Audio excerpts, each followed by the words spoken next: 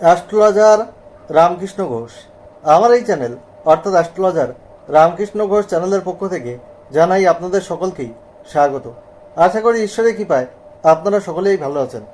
আমি বিভিন্ন রাশির মাসিক রাশিফল নিয়ে আলোচনা করছি। আজকে আমার আলোচনা বিশ্ব রাশির কয়েকটি ভবিষ্যৎবাণী, যা অনেকটা সত্যি হবেই। মে 2025 বিশ্ব রাশির স্বাস্থ্য কেমন যাবে, তাদের শিক্ষা, প্রাথমিক শিক্ষা, কলেজ বিদ্যা, উচ্চশিক্ষা কেমন হবে, তাদের কর্ম, চাকরি বা ব্যবসা কেমন হবে, তাদের প্রেম ও দাম্পত্য জীবন কেমন যাবে, তাদের ওভারঅল ভাগ্য কেমন হবে, তাদের ওভারঅল উন্নতি কেমন হবে, এবং বিশ্বরাশির যে সমস্যা রয়েছে সেই সমস্যা থেকে বেরিয়ে আসার কী রেমেডি রয়েছে, সেই সব নিয়ে কিন্তু আজকে আমার আলোচনা। যাই হোক, এই বিশ্বরাশি হচ্ছে কালপুরুষের দ্বিতীয় রাশি, আর এই রাশির অধিপতি গ্রহ হচ্ছে শুক্র। বিশ্বরাশির জাতক জাতিকারা শৌখিন, বিলাসী এবং এরা আত্মসর্বস্ব ভাবের জন্যে কষ্ট পেয়ে থাকে।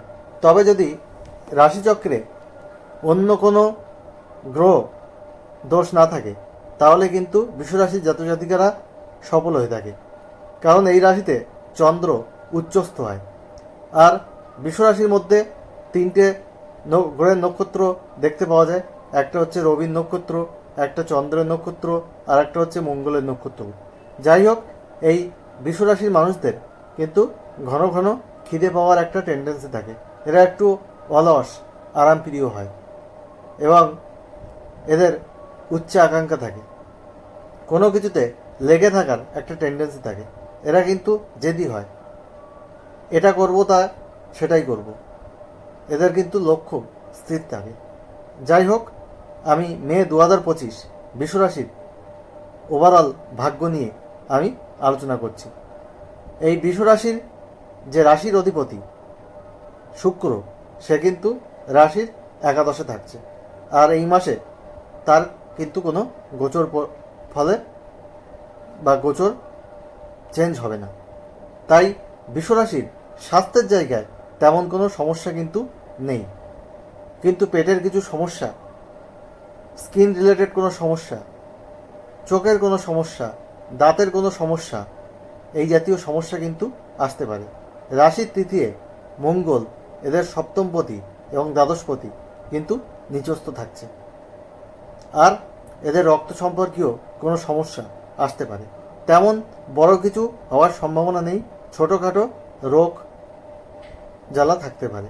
যাই হোক, আপনাদের স্বাস্থ্যের বিষয়ে একটু সচেতন থাকতে হবে। নিয়মিত যোগব্যায়াম করতে হবে, এক্সারসাইজ করতে হবে, মেডিটেশন করতে হবে, আর হাঁটাচলা করতে হবে। তাহলে শরীর অনেকটা ভালো রাখা কিন্তু সম্ভব হবে। এরপরে আমি বলবো আপনাদের শিক্ষা। আপনাদের পঞ্চমে কেতুর অবস্থান রয়েছে কন্যা রাশিতে। 18ই মে চতুর্থে আপনাদের কেতু গোচর করবে, আর দশমে রাহু গোচর করবে। প্রাথমিক শিক্ষার জায়গায় কিন্তু কিছু সমস্যা কম বেশি কিন্তু আসবে। বাড়িতে কোনো বাস্তু সমস্যা তৈরি হয়ে যেতে পারে।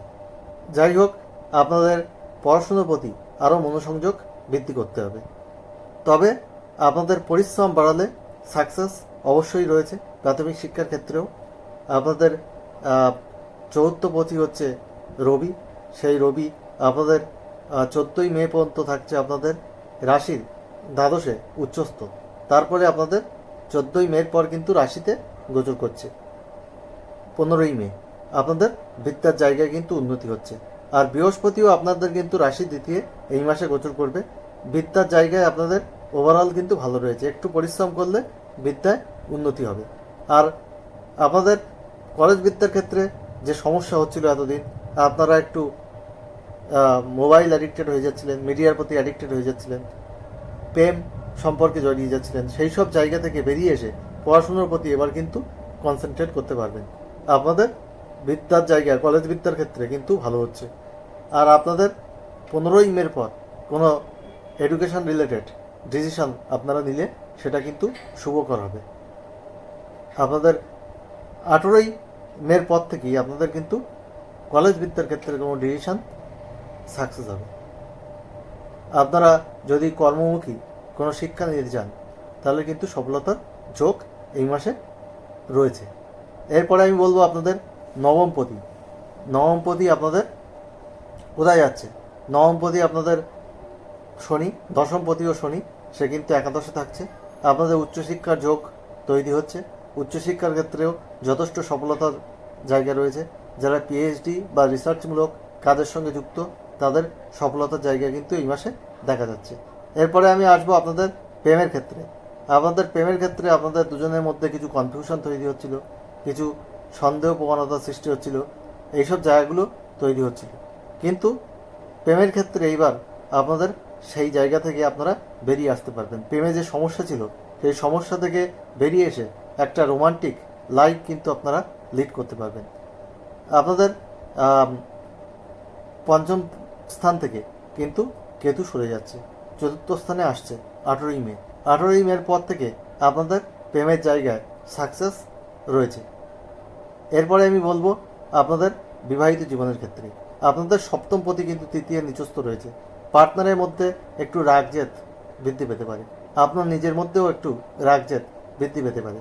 দুজনের মধ্যে একটু মনোমালিন্য হওয়ার যোগ রয়েছে, বা পার্টনারের শারীরিক জায়গায় কিছু সমস্যা আসতে পারে। 15ই মের পর রবি আপনাদের চতুর্থপতি, সে কিন্তু আপনাদের রাশিতে গোচর করছে, সপ্তমে তার দৃষ্টি রয়েছে। কিছু ইগো ক্লাশ দুজনের মধ্যে তৈরি হবে। এছাড়া আপনারা যদি একটু নিজেদের মধ্যে কম্প্রোমাইজ করে চলতে পারেন, আন্ডারস্ট্যান্ডিং করে চলতে পারেন, একে অপরের মধ্যে যদি বোঝাপড়া করে নিতে পারেন, তাহলে আপনাদের বিবাহিত জীবন কিন্তু ভালোই হবে। এ মাসে ছোটোখাটো ট্যুর ট্রাভেলের ক্ষেত্রে কিন্তু সফলতা রয়েছে। ট্যুর ট্রাভেল আপনাদের এই মাসে ছোটোখাটো হতে পারে, সে বিষয়ে কিন্তু কোনো অসুবিধা দেখা যাচ্ছে না। আর একটা বলবো, আপনাদের যারা বিয়ে করতে চান, তাদের যদি কোনো শুভ গ্রহের দশা চলে, তাহলে কিন্তু বিবাহের যোগ এই বছরে বা এই মাসেও আপনাদের কিন্তু দেখা যেতে পারে, কোনো অসুবিধা কিন্তু নেই। আর আপনাদের কোনো মাঙ্গলিক অনুষ্ঠান বাড়িতে এই মাসে হতে পারে, তাতে কোনো অসুবিধা দেখা যাচ্ছে না। আর আপনাদের ভাগ্যের উন্নতির যথেষ্ট যোগ রয়েছে, তবে পরিশ্রম করতে হবে। আপনারা যেসব লগ্নি করেছেন বা আপনারা যারা শেয়ার মার্কেটের সাথে যুক্ত রয়েছেন, সেই সব ক্ষেত্রেও আপনারা কিছু প্রফিট, কিছু পরিবর্তন আপনারা অবশ্যই দেখতে পাবেন। সেই সব জায়গায়ও আপনাদের উন্নতির বা সম্ভাবনা রয়েছে। সেই সব জায়গা থেকে আপনাদের সাকসেস পাওয়ার যোগ রয়েছে। আপনারা ভাগ্যের সাপোর্ট পাবেন, এটা আশা করা যায়। যদি শুভ গ্রহের দশা চলে, অনেকটাই ভাগ্যের সাপোর্ট পাবেন। অশুভ গ্রহের অন্তর্দশা চললে আপনাদের কিছু বাধাবিঘ্ন আসতে পারে, কিন্তু সেটা সাময়িক।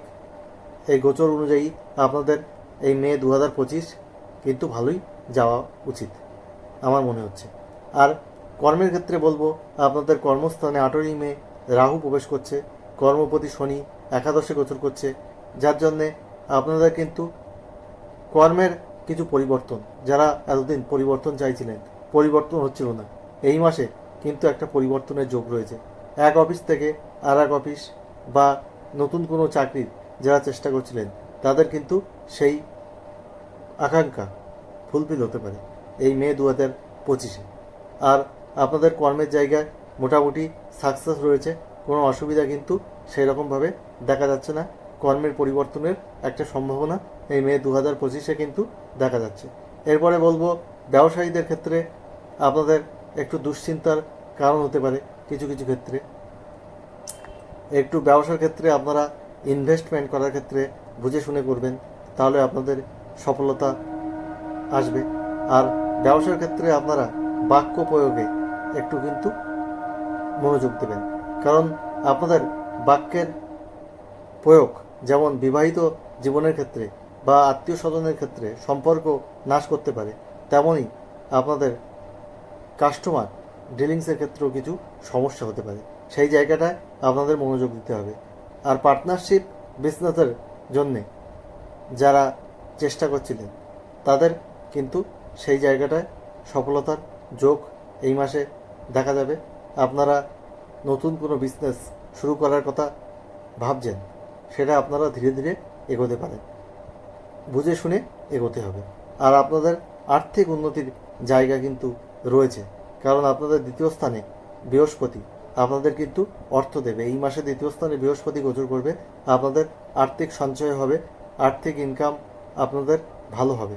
এবং আপনাদের একাদশে একাধিক গ্রহের অবস্থান আপনাদের কিন্তু আর্থিক জায়গায় সফলতা দেবে, অর্থ সঞ্চয় ভালো হবে। মে 2025 বিশ্বরাশির কিন্তু ওভারঅল ভালো যাবে। যাই হোক, আপনাদের কি করলে আরও বেশি সফলতা পাবেন? প্রতিদিন বুধের বীজ মন্ত্র পাঠ করুন 5 বার। ওং ব্রাম ব্রিম ব্রোম সবুধাহা নমঃ। আর আপনারা সবুজ, আপনারা গোলাপি, আপনারা নীল, আকাশি, সাদা আপনারা বেশি ব্যবহার করুন। আপনাদের জীবনে সফলতা অনেক বাড়বে। আর প্রতিদিন বা প্রতি মঙ্গলবার হনুমান চালিসা পাঠ করুন, আপনাদের সফলতা অনেক বাড়বে। যাই হোক, মে 2025 বিশ্বরাশির বেশিরভাগটাই ভালো রয়েছে, কিছু অশুভত্ব রয়েছে, সেগুলো আপনারা যেগুলো বললাম বীজমন্ত্র এবং যে কালার থেরাপির কথা বললাম সেগুলো করলে অনেকটা ওভারকাম করতে পারবেন। মে 2025 সব বিশ্বরাশির মানুষের জীবন সুখ সমৃদ্ধি আনন্দে ভরে উঠুক, ঈশ্বরের কাছে এই প্রার্থনা করে আজ এখানে শেষ করছি। আপনারা সবাই ভালো থাকুন, এটাই কাম্য। আবার নতুন আলোচনা নিয়ে খুব তাড়াতাড়ি আমি আপনাদের সামনে হাজির হব।